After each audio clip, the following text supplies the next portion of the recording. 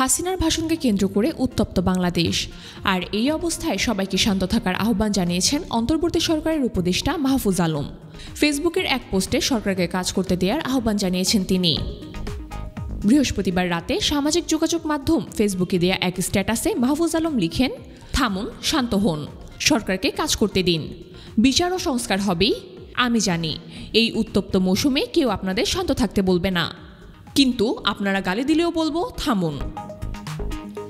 এখন গঠনমূলক রাজনীতির সময়, এটা বলে মাহফুজ আলম বলেন, জনগণ এবার রাজনৈতিকভাবে শিক্ষিত হওয়ার সুযোগ পেয়েছে।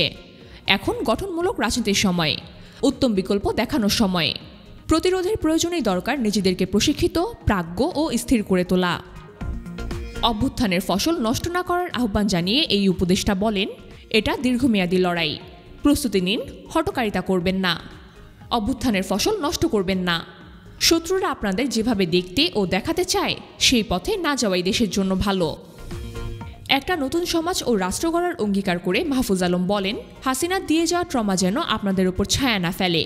আমরা একটা নতুন সমাজ ও রাষ্ট্র গড়বই। দীর্ঘ পথ, কিন্তু আমাদের জাতির সামনে আর কোনো বিকল্প নেই।